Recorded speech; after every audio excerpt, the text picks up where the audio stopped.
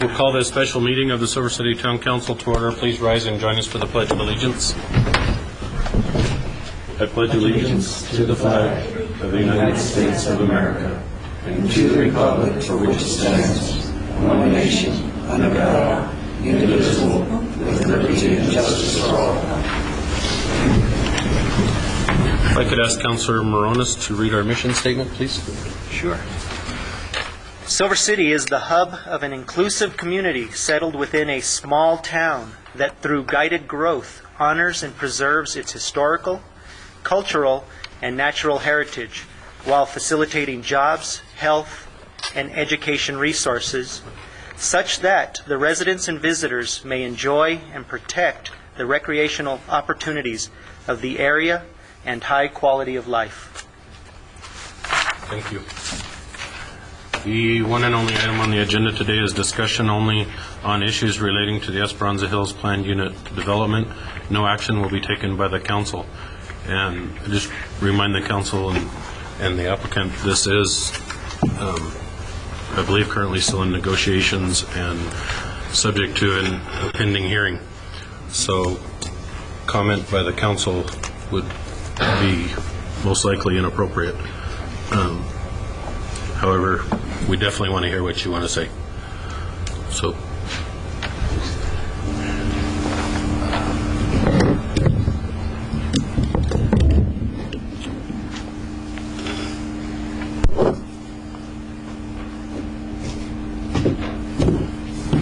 Well, I guess this is a surprise to me that the council wouldn't be speaking on this because I had some questions for you, but is that out of line for this? Well, we may, but it's a work session and we absolutely cannot make any decisions in this meeting. Right, I understand that. Okay. All right.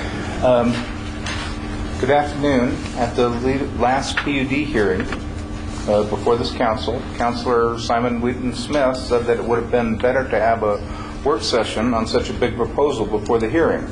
So that's why I proposed this meeting. And we're going to talk about my cost-sharing agreement for improvements on Mountain View Road and about my final planned unit development submittal. But more important, I need to set the Esperanza Hills project in a larger context. At the first hearing, we spent more time talking about the wording of the PUD ordinance than about the project. This time, I'm going to ask some more basic questions.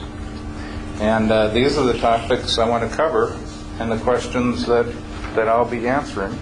I don't know whether you, those are the questions I suppose then that you would be dealing with at the hearing.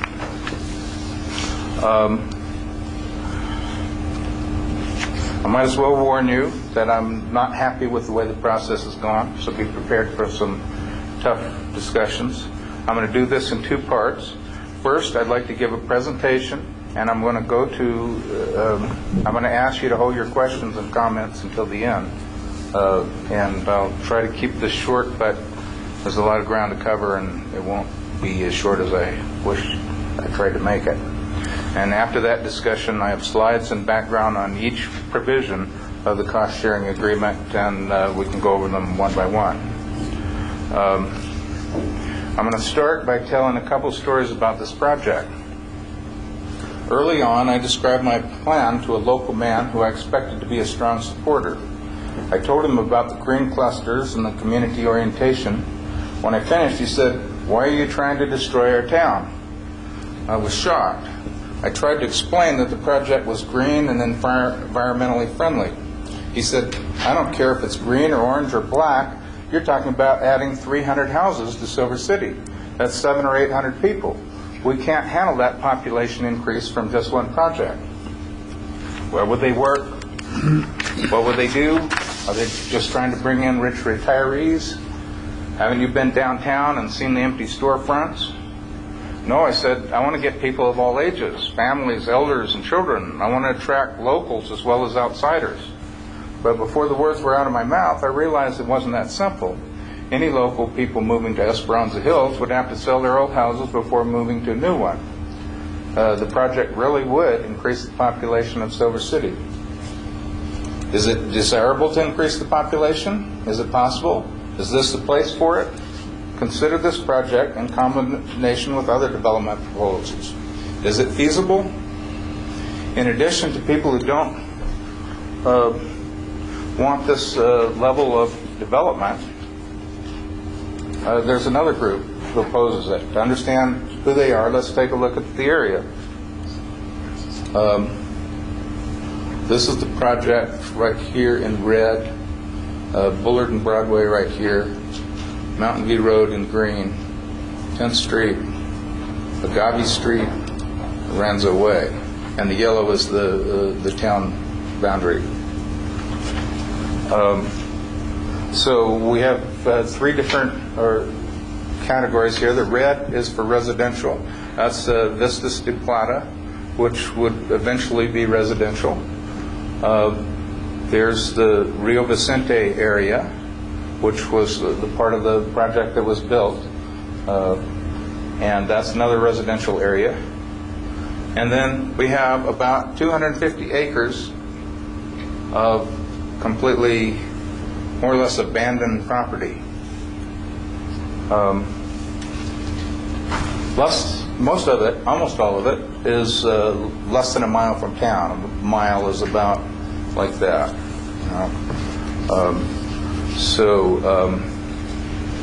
This is an amazing opportunity that few towns have. What's going to happen to that land? Finally, there's an area about 350 acres that I call in-town rural, just across the street. This area has lots of houses scattered out on large lots. Some in the north have town water. There's town water going down some of these little streets down here. But nobody has sewer. All the people down here have wells. I counted about 65 houses in the town limits and a similar number outside on Mountain View Road. At our neighborhood meeting, the people in the residential area of off Agave Street had questions, but when we adjusted our plan to meet their legitimate concerns, I believe most of them were satisfied. They're residential and we're adding residential, so they don't really have any reason to complain if it's done right.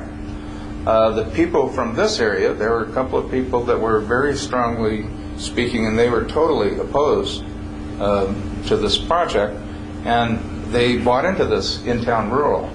This is what they wanted, and they bought property here, and they don't want residential going in right next door, and there's nothing that I could do to satisfy them. No mitigation for them. So if you're one of these people, let's see if I can find my place. If you like in-town rural, you don't need new water or sewer lines. Lots are big enough so that you can have a well and a leach field. If you live on a dirt road, chip seal seems good enough for Mountain View Road. And I could do more of the same. That's my backup. You know, if I don't really get permission here, there's a case to be made for more of the same on the Esperanza Hills. Although it wouldn't be Esperanza Hills in that case. It's legal under the land use code to break off one chunk of land every year. That's how the rest of this area was developed. I used to think this was a loophole, but you just updated the land use code without changing this, so it must be part of the plan. It's a way to develop low-density areas with minimal regulation. Instead of a developer planning the infrastructure, each buyer is responsible for their own wells, leach fields, roads, or if they close enough, they can hook up to town water or sewer. Some neighbors would be much happier with this low-density solution than with Esperanza Hills. They'd rather see 20 to 30 houses than up to 300 dwelling units. Now I'm going to tell you another story. This was more recent. I was complaining to a local citizen about all the problems I was having with the PUD process. And he said, "Are they crazy? Any other town would kill for a project like this. This is what everybody else is begging for. In fact, a lot of other towns would offer incentives. And most days, I agree with them. The town should be more welcoming to green cluster housing. The details we're arguing about now will seem petty in the long run. I also want to point out that this project will bring in significant revenue. I have a complex spreadsheet that analyzes my costs and estimates the taxes to the town. This kind of analysis is difficult, and you have to make assumptions, and sometimes they're wrong, so take the specific numbers with a grain of salt. I'm happy to show the whole spreadsheet to anybody who's willing to help me improve it. So the assumptions, 85% build out would be 255. I believe Robert Scavron or Escada uses 3.0 residents per home.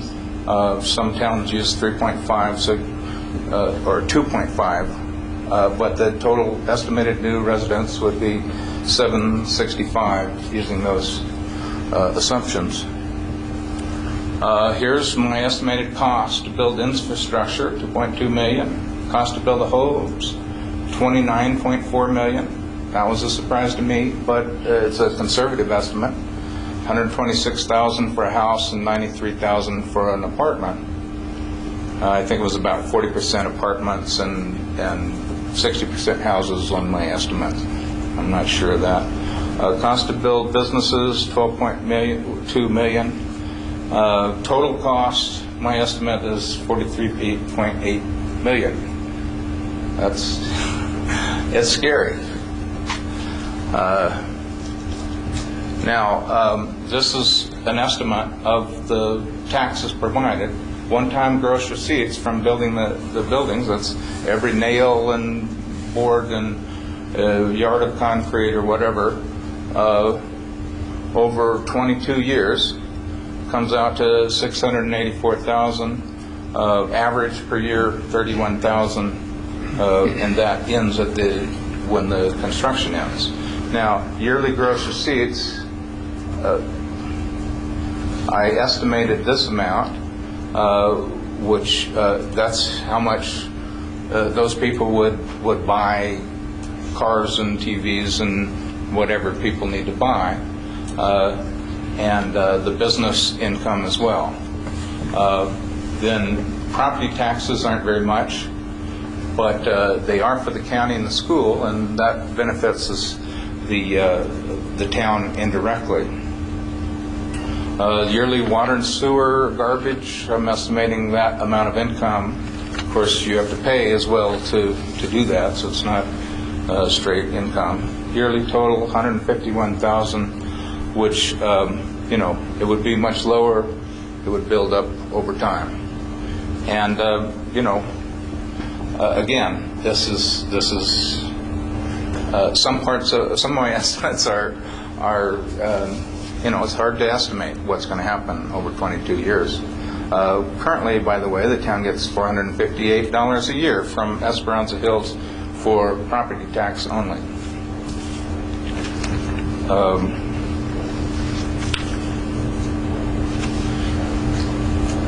So in addition, we would be providing some jobs. When the person in the first story told me I was destroying the town, it changed my whole outlook. That's why we have mixed use, so that some residents can work on the site. My current estimate is 93 jobs at completion. Here's some of the job types. We're trying to put in assisted living here, so that would provide some jobs. Trying to put in a small office building here. So that's for people who want an office they can walk to, but it's not in their home. It will be accessible to customers from Mountain View. We want to attract some telecommuters. This is an attractive place for people to move from the city if they can bring their jobs. I worked in the high-tech industry for years, and I have some ideas about how to attract that kind of business.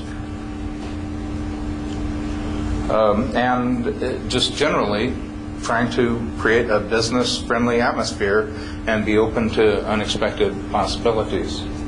And of course, we're also providing jobs, building jobs during the construction. So I'm betting that when this housing slump is over, if it ever is, things won't just go back like they were. People will be less wasteful and more concerned about the environment. There is evidence that changing housing trends will be compatible with affordable green cluster housing.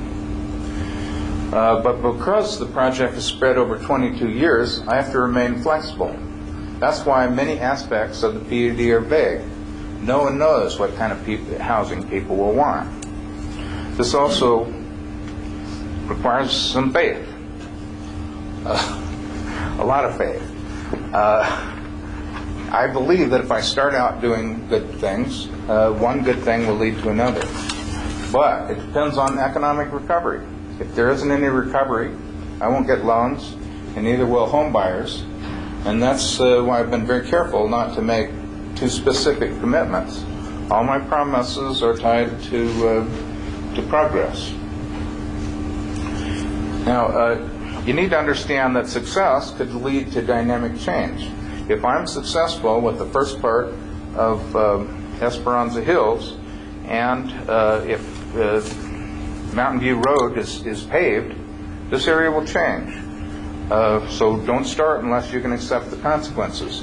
I'm going to do a little speculation about what could happen. And that is, you could have a residential area from 10th Street to Ronzo Way. Now, this property over here is owned by a guy from Montana who has it for sale. So, who knows? There could be some change on that side, but I'm not counting that. But this is a possible big change. The town owns about 80 acres of land right in here. Part of it is reserved for Vistas de Plata, but probably about 45 acres left.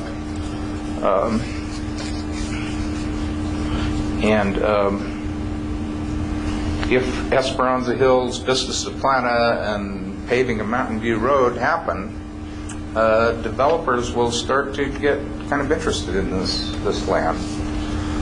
This is part of the original Fraser subdivision from about 1915, as far as I could tell. Everything is laid out on a grid, ready for square blocks and lots. But if you look at it over this is the same area with the topo, and it's not so easy. This is a very steep arroyo right here. There's very steep slopes going up to Mountain View Road, and I don't think that perfect grid is going to work very well. It's going to be difficult if you work against the terrain rather than with it. Now, at the Planning and Zoning Commission, at the P&Z meeting, several commissioners asked why I didn't have an outlet to the west, because the only way to get to Esperanza Hills is Mountain View Road. And some of them were saying you should get an outlet to the west. Well, I wanted a road to the west since I bought this property, and I've examined every possible route, such as these 3 routes. And I'm not going to say any more about them because after research, I don't think any of those 3 are feasible at this point. But this one, this is either this is Spring Street, and that's Broadway, and coming across here is perfectly feasible. You own almost all the land, and I would pave from Newsham up there if you did the other part, and that would change quite a bit of of the planning on this project if that were connected. And if you did, the town's land here would increase greatly in value. Of course, this depends on your view. Would a road like this destroy Brewer Hill, or would it revitalize Brewer Hill? There would be winners and losers. I would be one of the winners, but you have to consult all the stakeholders. Depends on the vision. So I've shown. Oh, this is the next thing that, just for speculation, imagine that something like this happened, that there were a whole lot of roads here following the contours and houses on them, and you could have another green cluster housing community right there. I've shown two visions of the area, one opposed to my project, one in favor. But there's a third vision, and that is that the town is neutral. I just need to fill out all the paperwork correctly and jump through the hoops, prove that I'm not violating any regulations, and I can pay for infrastructure, and you won't have any justification for turning me down. That, in my opinion, is the path the town is on now, and I've come to believe that it's wrong. Even if you approve my PUD and sign this cost-sharing agreement, that won't necessarily be enough to persuade me that the project can actually be built. The current process has three major problems: endless delays, ignoring the important issues, and focusing on trivia. I'll give you examples. First, the endless delays. You all have this cost-sharing agreement for improvements on Mountain View Road, and it took 14 months to draw up a cost-sharing agreement that I could take to my attorney for review. It's taken 18 months to get to the agreement we're considering today. Could have been finished in one. In June of 2009, I met with Peter Russell, Peter Pena, Alex Brown, and my planner, Charlie Deans. We agreed on the basic terms of this agreement. I expected to finalize it in about a month. I sent my first draft to the Community Development Department a few days later. I eventually got some comments, but never usable draft. Over and over, I requested action, but you can't have a one-way negotiation. It was a year later, near the end of the PUD process, before they started working seriously on the agreement. In addition, there were two unnecessary delays in the PUD hearing processes. First, my second hearing before the P&Z was delayed by a month. Second, my final PUD hearing was scheduled for October 12 and then canceled. The reason given was that I had taken the cost-sharing agreement to my attorney for review. They said that might take months. Well, my plan was to review the agreement once with my attorney and have a final version ready for the council to consider at the October 12 meeting, and I did that. It was ready. But by that time, the meeting had been canceled without consulting me. I went to the mayor to try and get it restored, but the legal notification period had passed. Instead, the mayor offered me a work session a week later. But that was too late because I had made personal commitments related to the birth of my granddaughter, which is more important than this project. You know, Bruce, that's not true. When you stopped me, and I know exactly where it was, we set a time after that we both agreed on that would accommodate your daughter having her child. And then you went ahead and canceled it with the message that got back to me was that there had been some changes and you would just go ahead and hold off. That was not the town's burden. That's not how I remembered it. I believe that I told you, and we both remember that meeting, that I told you that I would, that I needed to have it at the council, at the regular council meeting, or I wouldn't be able to. And then I was surprised that you proposed a later date. You gave me dates to work within because you had to leave town on a certain day, and that's why we scheduled an emergency meeting to try to accommodate you because you are correct that it was past the notification for the regular meeting. We scheduled the meeting, you had agreed to it, and then you canceled the meeting. I don't believe that I ever agreed to that meeting. You gave me a proposal, but We can sit here, Right. we understand. When we started this, we had this discussion. We've never done a PUD before in this town, never. And that we were going to have to work together and work through the issues, work through the process, and try to come up with not only a way to move your project forward, but go back and see if we need to adjust our process to make it more workable. well, We understand that it's been frustrating. A lot of things have been frustrating for you. They've been frustrating for us. And every time when you sit down and you have a negotiation with the staff, and then you take it to your attorney and they want to make changes, it needs to come back to us for our consensus on that as well. So those things do take time, and they do go back and forth a little bit. 14 months? I don't know. I do. I don't know if that was extraordinary. I don't know who was Well, holding up the delay. I know both parties have made changes and repeated changes to agreements, and it's been really, really difficult to come up with agreements. That's not going to move you forward discussing that. What's going to move you forward is we now know the process, we know where you're at. The council, in this notice of decision that was done April 30th of 2010, answered the first questions on your list of questions, that we did support the concept. We did give you specifics on not only why we supported it within law, but that the law was vague enough that we were going to go outside of that and use common sense and logic. And I can actually read it if you want. I'm But- very familiar with that notice. I'm sure you are. So we've already answered some of your questions, that we are committed to doing what we can to make sure that your project carries through. The details is where I understand that there's some issue.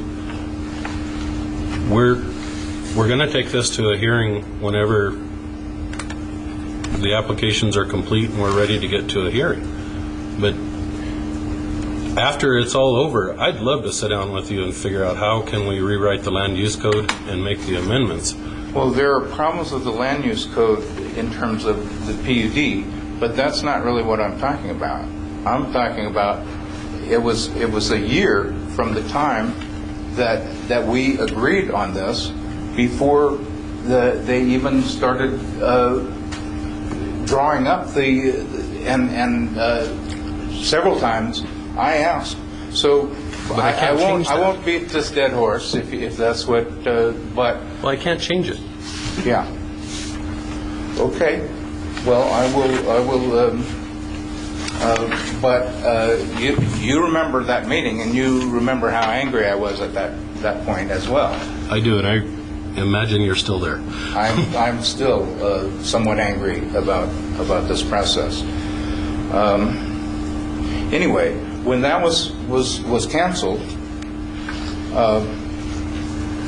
I had kind of a conversion experience. Up to that point, I was a pleading supplicant ready to sign anything to get through the process. After that, I changed my mind, and so that's why you saw some changes at that point. That I had a different attitude, and now I'm focused not on just getting the PUD approval, but what it's going to take to get this built. And if this continues, well, anyway. I'm sure Peter can tell you that all these delays were my fault, and I disagree. But it doesn't really matter. So I'll let that go. But I do feel that things have to change. And let me tell you the second reason that I'm upset with this process. And one is that it ignores important questions. The biggest question being ignored is the obvious one that I'm raising this afternoon. Is this a good idea? Do you want to grow in this direction? And I don't think that was addressed at the last council meeting.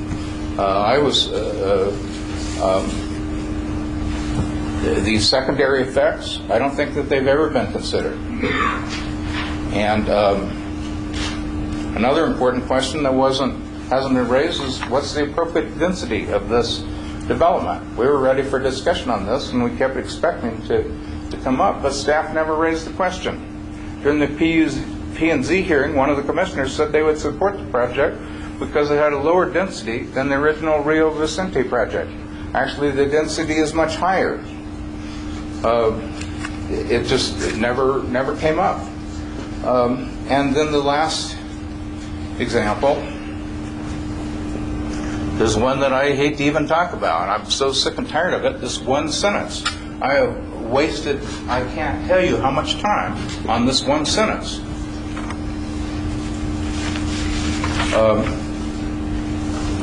Street number 1 must be aligned with Yellow Arrow Road as per the traffic impact analysis unless the specific intersection design demonstrates compliance with town safety concerns as improved by the town engineer. That came from this, the traffic analysis. And they said that it should be at the First Street, but it's wrong. Let's see, this is what's First Street. This is what's Yellow Arrow Road. And, you know, I hate to even raise this, but this is a circulation plan, not a road map. It's part of a rezone, not a plat. These lines are dotted. It was never intended to say this is where a road would be. And that would be, but the community development director is very literal. It says something in black and white. You can't analyze concepts. You just take it at holy writ. And I've had to deal with this over and over. At the last council meeting, Peter wanted to make this a condition of approval, but Charlie Dean suggested this alternate wording, and it's still here, despite my protest. It's on page 2 of the agreement. And the first, what it means is street number 1 must be aligned with Yellow Arrow Road unless you want it somewhere else.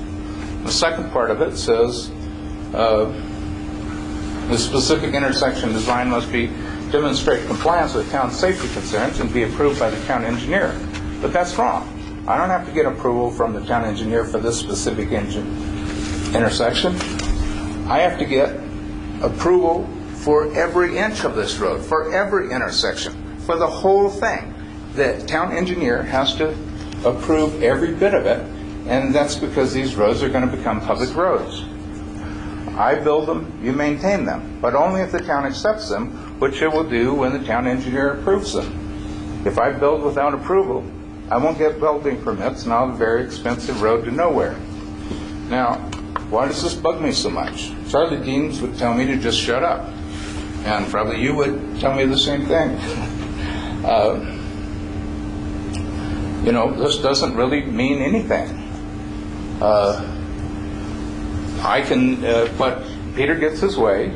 It gets to say that he's right, and I get to do whatever I want to do. But hold on, Bruce. Excuse me, in the notice of decision, under the conditions that came from the town council, that is a requirement. That's not Peter Russell's decision. That's a condition of the approval that was in the notice of decision. That's true. But just bear with me, Bruce. I'm struggling with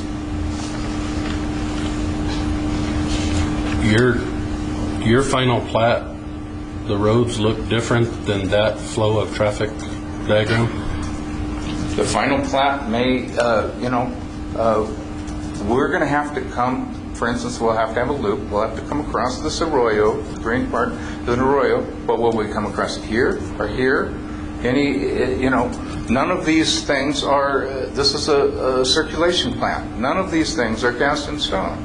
And so this whole thing is based on a misinterpretation of context. It's not wrong, because there really is a site problem here, where the, When you're ready to come to the council with a final plat approval, it will be cast in stone?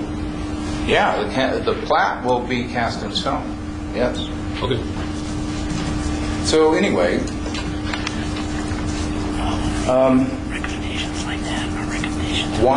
why does this bug me so much? And I'll tell you, it does. I have, and the reason is, I have 20 clusters planned for this project. When you look at this other map, there are clusters spread all over, and I'm going to have to get a plat for every one of them. And if I have to go through this level of discussion, I'll never finish. So, this is my last chance to quit. I don't want to waste the money I've spent so far, but it's better than the alternative. I could go to my backup plan and probably break even eventually. For the next stage, I'll have to borrow money. I don't have $43 million. And in order to borrow money, I'll have to offer collateral. Delay means failure. Once you get a loan, you have to make those payments every month. Delay increases the percentage that you spend on interest. If one cluster drags on, you won't make profit to move to the next cluster or even pay off the loan on the current one. When you're leveraged to the hilt, failure means you lose not only what you borrowed, but what you put as collateral. I'll be out on the street, and that's why this project is hanging by a thread. Based on my experience so far, I have no confidence that I can build it on time or on budget.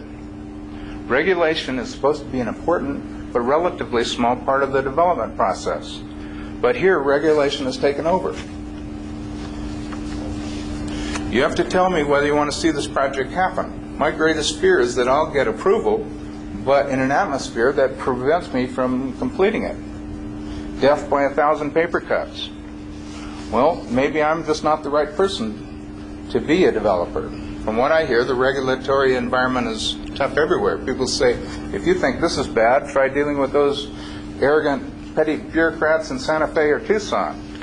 Well, that doesn't make me feel any better. If I'm not convinced I can build it, I still need PUD approval to sell the project. Green housing is of great interest in development, in the development community right now. And my sources tell me there's a possibility of finding a buyer, possibly a developer with more experience and more patience than I have. If that doesn't work, I can sell it off one piece at a time. So that's where I'm at now. And you can throw questions, comments, brickbats. And if you don't have any, I can review each of the specific provisions of the cost sharing agreement.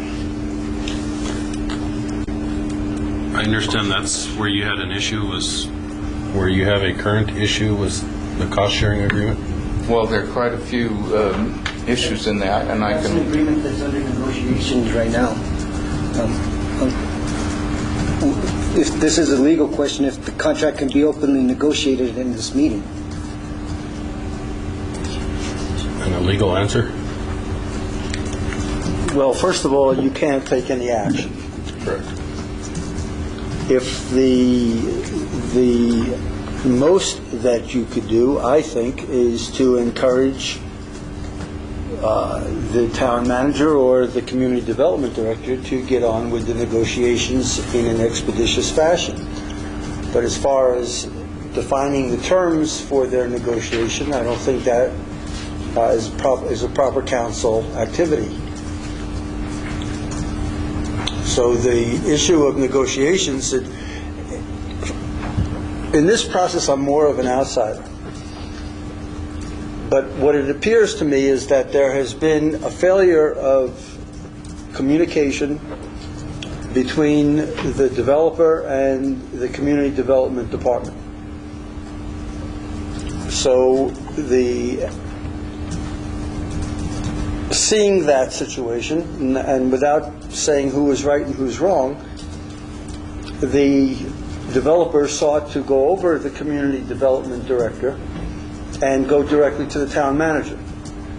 The town manager, and that was not a formal appeal, it was just, I want to work with you instead of the other guy. Now the negotiation's been continuing and apparently not resolved with the town manager. So the developer would like to leapfrog the town manager and go to the council. The council is not permitted to do anything other than review the final plat, hear the case, decide if there needs to be direction, if there needs to be modification or conditions.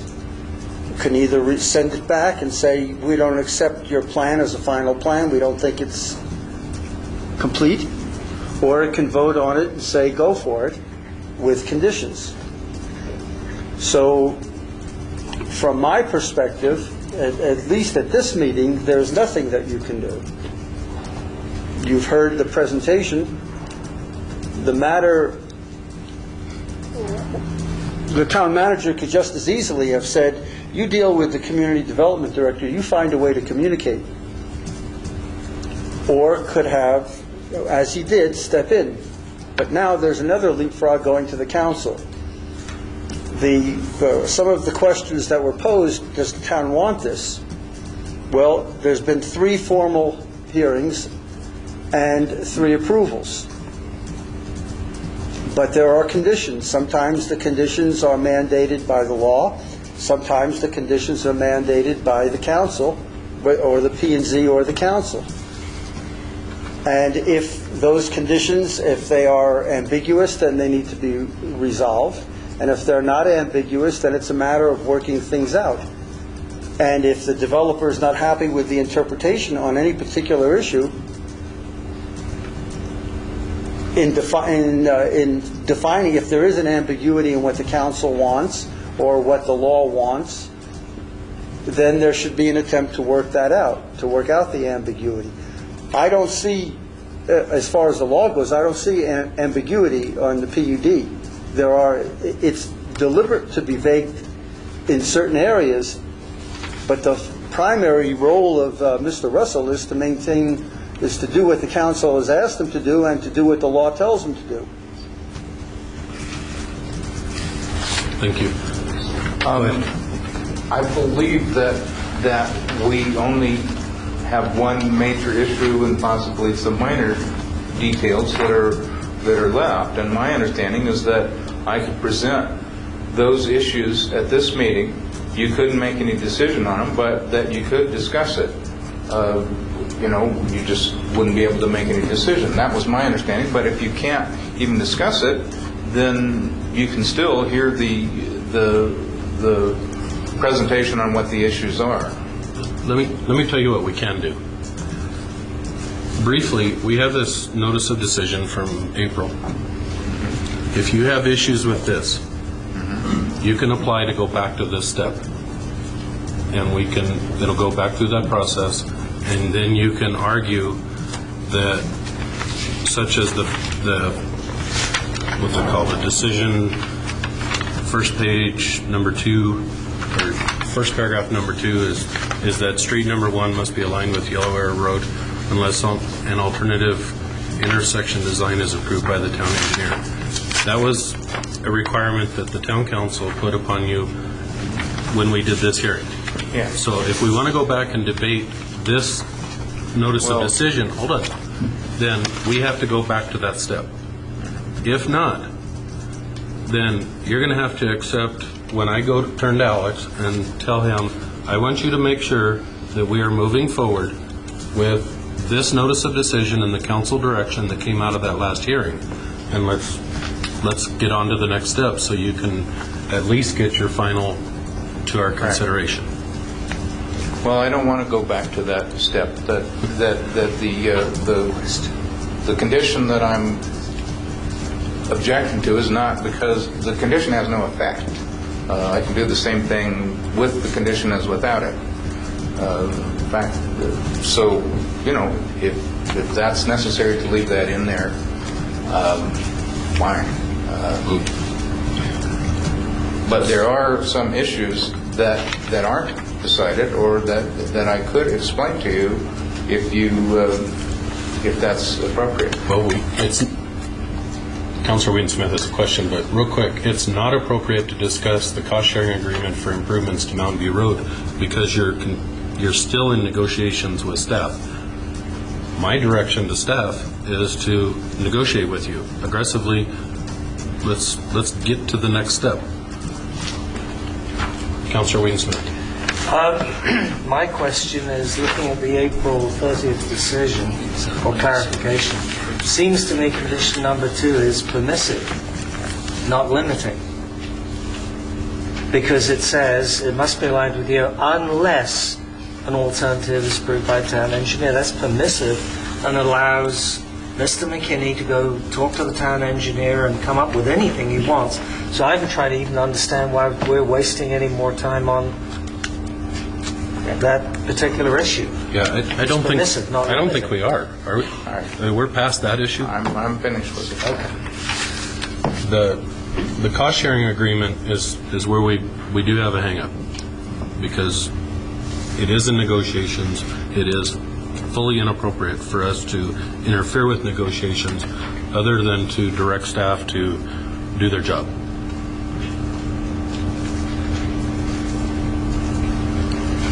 Well,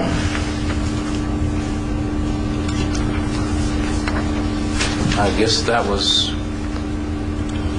Oh, hold on. Robert or Alex or Peter, is there a way that if you both parties say we are not coming to an agreement, that an agreement could come to the council for the two parties to then argue before the council? They could appeal. The developer can appeal directly to the council on this interpretation. There is something in the law that says that if at any level of government, if you disagree with an interpretation, and if it happens to be, you'd have to bootstrap it because perhaps the reason for not coming to a contract has to do with interpretation either of the law or of the conditions. If it's just, I want to pay $5 and the other person says pay $4, that's not an interpretation. That's true negotiation. So that would not be subject to appeal. So the appropriate way, if there is a difference in interpretation of the law, of what the conditions are, then that can be appealed, and that would of necessity halt the negotiations, because once that decision was out, you would say, well, we don't see. You could say we don't see an issue that needs interpreting, because it just has to do with you want to build a road there, and we want you to build a road here. You can say, and then the interpretation might be over the issue of safety. If safety is the reason that the town wants the road here and he wants it there, then maybe you could argue whether the interpretation has to do with safety. You're saying that this road is not safe. That's your interpretation. I disagree. That would be an issue that could properly come before the council. But if it's just we don't think that we have to put in a road X number of feet wide, and the other side says, well, the law requires that, if it's not an issue of interpretation, rather, than of I want to do this and you want to do that, then it would come to the council. Only interpretation can be appealed. The proper place for negotiating a contract is with staff. It is not a council role. The council's role is to set policy, manage the town manager, and then listen to an appeal. So if there cannot be, if the negotiations are not fruitful within a limited amount of time, and I would suggest making it a limited amount of time to force expedition, and if the developer feels that he has not gotten what he wants because of an illogical or an unreasonable interpretation, then I would encourage him to file an appeal with the town council. At that time, not the whole contract, but just the issue of interpretation. Then once that interpretation was settled, you would order them back to the negotiating table with that interpretation as a constituent part of it. But you would not be ruling on the contract itself. You'd be ruling on the issue that needs to be interpreted. Well, Does that help? I don't see this as a negotiation. I see this as, Alex and I have negotiated on this, and we've resolved all issues except one. And at the hearing, which I hope will be February 9,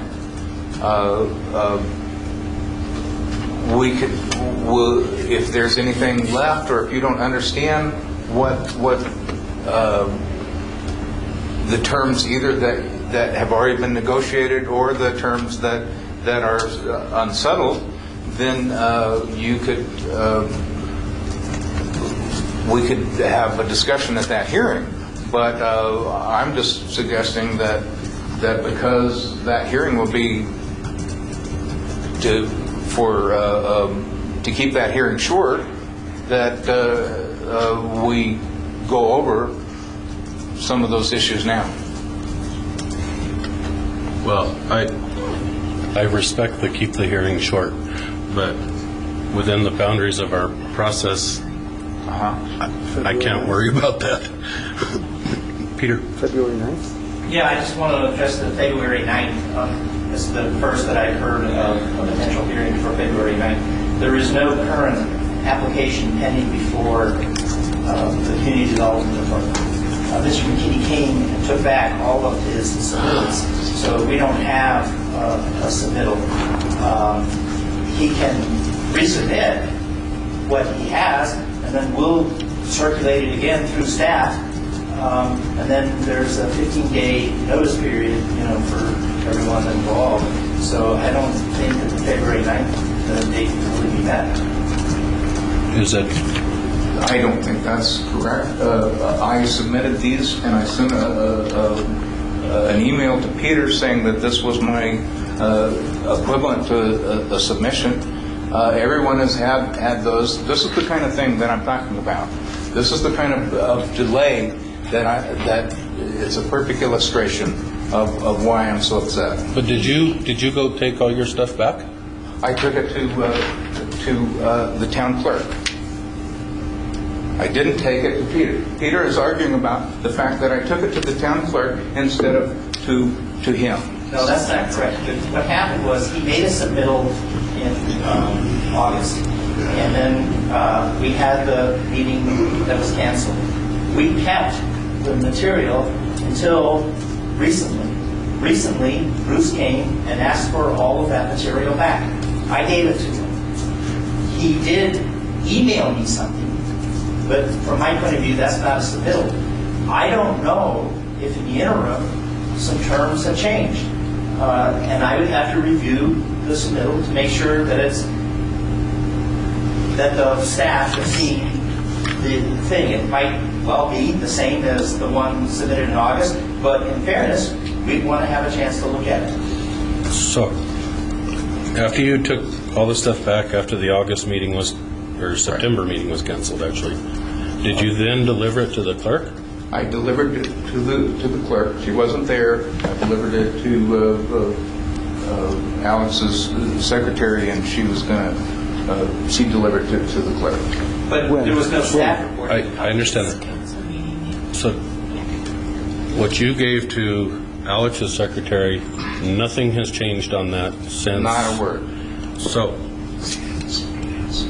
our process is it has to get reviewed, it has to go through the Community Development Department for their review. They have to present a staff report, blah, blah, blah. You know the process. You've been through it. Mm-hmm. Let's get there. Let's start.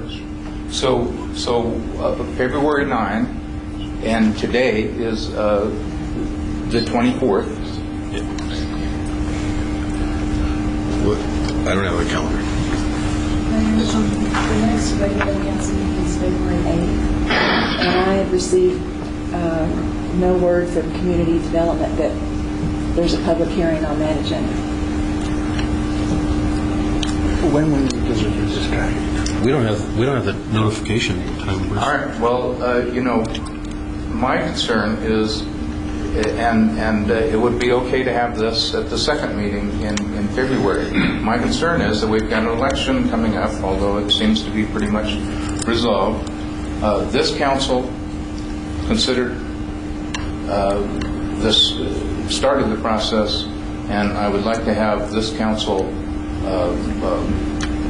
resolve the process. And so if the first legal time that I could have it is the second meeting, then I would ask for that. That would certainly meet our requirements. Okay, here's the only issue. We're going to have to work through.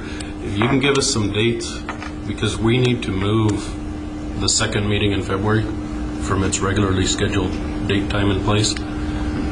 We need to move it. So if we moved it up to the 18th, which is a Friday, before, There's a, I have a meeting. I have a meeting at work.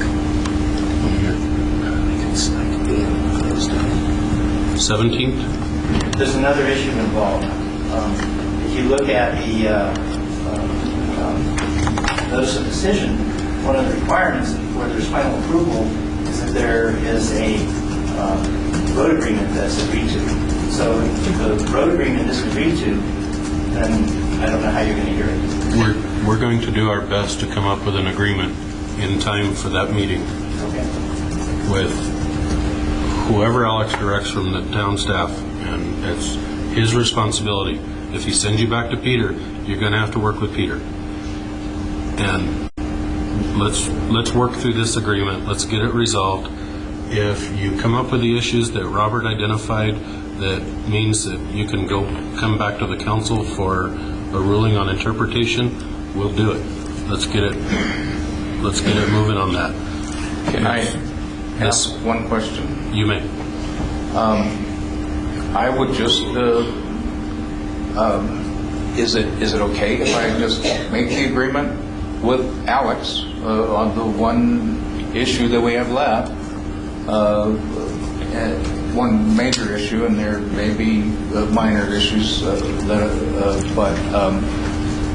then if I come back to you at the hearing and tell you my position, can you not change it? It's entirely up to Alex? This is a contract, which what was just explained to us. Alex has contract. So will he sign it, or will you He signs it after the hearing or before the hearing? before. And Before, you can if- only accept it or reject it? If you have, we don't even accept it or reject it. This is a contract between the town and you. It's got his signature, your signature, and it's notarized. Alex, if you want to work with Alex, Alex agrees to work with you to resolve these last few issues and get it done in time for us to schedule a hearing the second full week of February. That's fine. I don't care. It's up to Alex whether he wants to continue the negotiation or pass it down to staff. That's his management prerogative. When I've got it in front of me, and that's actually the only reason I knew. In witness of this agreement, the parties hereto have caused this agreement to be duly executed in counterparts, each of which shall constitute an original, Town of Silver City by Town Manager Alex Brown, attested by the clerk, and then your signature is notarized. So you guys can work it out and get it signed and notarized. What will likely be the process is that the contract will be submitted unsigned, and then there'll be, as a condition of the final plat, you will then be told to sign it. Final plan. Then you'll sign it. So there'll be the document will be there. You will approve the document as it is, because you can't, if the final plan is not adopted, then the contract would be worthless. So part of your order will be that the appended road contract shall be signed by the parties. Right? So when would it be signed then? As the final plat is adopted. The same final time plan. that I sign the council's decision on the plat, if we then approve it, the plan, excuse me, then I would also, Alex would sign this contract. But you would both come to the hearing and say, this is submitted, you told us I had to do it, I agree to it, Alex says the town agrees to it, we look at it, we're good with it, it moves forward. Right. It would be incorporated into the decision of the council to approve your plan. And so if I protested, that would be a whole nother step afterwards, and I'd have to be a whole nother meeting and a whole nother... If you protest an interpretation that Alex has of a piece of the rules, then yes, it would have to be scheduled on a council meeting, and we would then make a decision on his interpretation based off of why he did that and your argument against it. And then you would go back to the negotiating table.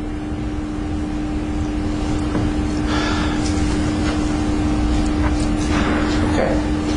One other point, I would suggest dropping you said you gave the package back to Ann, but that was for this meeting today. Was that correct? You want me to take it over to Peter? Yes, I would like you to resubmit it, and I'd like you to say that nothing has changed. I affirm that nothing in this document has changed.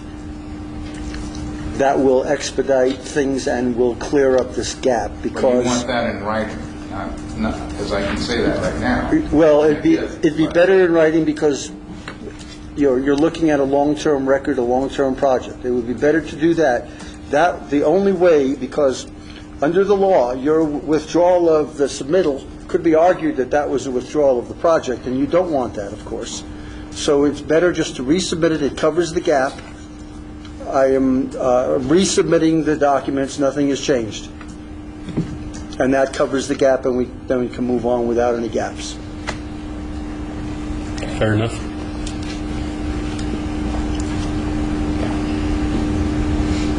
So are we clear on our next steps? Yes.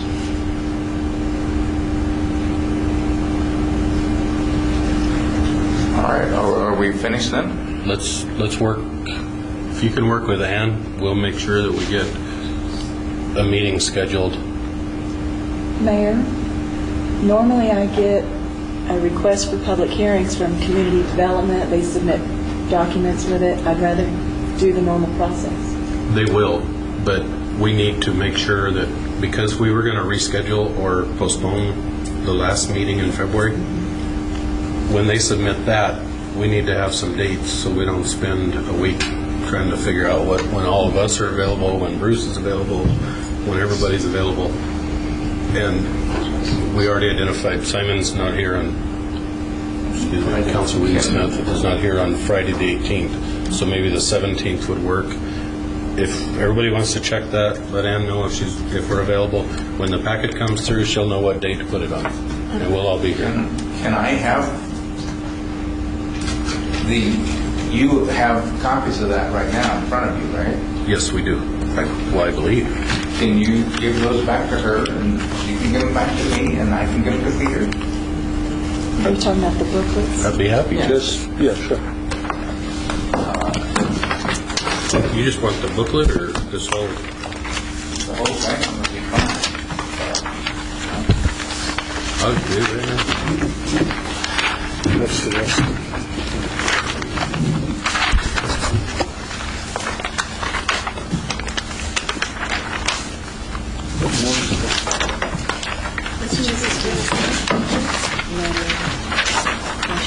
It's the letter, the cost sharing agreement, and the booklet.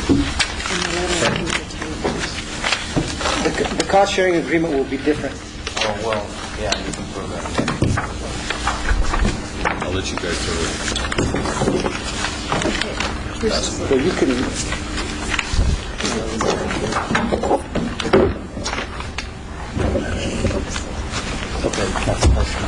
What you might want to do is we're giving everything back to Ann. Ann will give everything back to Peter. What is not going to be in your submission, let him know or just withdraw it. All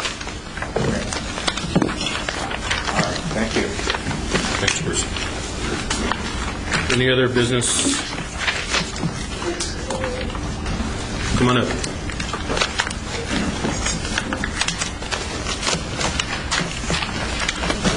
My name is Mona Brett, and I have laryngitis. I live at 1104 Sotol Street, and some of the other neighbors are here also. We have concerns, although he called them petty, we don't think they're petty. And also the conversations between all of you, I feel like I just went through Alice's looking glass. I don't understand half of what you just agreed to. We have concerns, and we're not invited to the negotiations. One is the law said that every development has to have ingress and egress. When our development was first put in, the town gave the developer a pass on that. So we do not have any way to go west. And Mr. McKinney has said he's not going to be responsible for putting in a road to the west. So if we have something really drastic happen between us and Mountain View Road, we're toast, because we can't get out of there. And he wants to put 300 more homes south of us with the same no egress. Just, we can get in, but we can't get out. And we want that looked into during the negotiations. Now, we did have a concern about water pipes breaking in our neighborhood. And I talked to Robert this morning, and he has explained to me how we will be protected with that. Now, is the fire marshal here? I don't think so. But he has the same concerns we do on getting out of there in case of a fire or something. Also, just recently, you started the employees working 5 days a week again. You had them working 4 days because the town was broke. We don't care about development. We like the open space. But if he wants to develop, let him use his own money, not ours. So we don't want the town giving any money. We don't want them fixing up Mountain View Road for a developer. We want our tax money used for us, not him. And that's pretty much all I've got to say. I would like those issues brought up at the negotiations. And you're going to be at the negotiations. Great. And Peter Russell also. You all heard it. We want our concerns addressed. And thank you very much for putting up with this voice. Let me respond to you real quick, just out of courtesy. One is the negotiations are basically financial concerns between the two parties. The actual details of this will come to a public hearing. Everything will be put out in front of the public. You will have as much time as I do to review it and to develop your comments. You will be given an opportunity during the hearing, if you're sworn in, to respond and participate in the hearing, just as Mr. McKinney will be given as the applicant. So we'll make sure that... So we will get a copy, or we'll be able to get a copy, so we'll know what issues were addressed in the negotiation. You absolutely will. Once it's put on the agenda, the packet's available with the clerk's office. The letter we got, everything I got off the computer, it keeps mentioning the associated cost-sharing agreement. Some of us were interpreting that to mean an agreement has already been met. So it hasn't, right? There's nothing been approved as of today. That makes us feel better. What we have done, and you can access our notice of decision, is shown that up until April 30th, that Mr. McKinney had met all the requirements up to that point, and that the council agreed. And so nothing is going to happen before the end of April. Okay. No, before the end of, we're hoping the hearing will be sometime mid-February.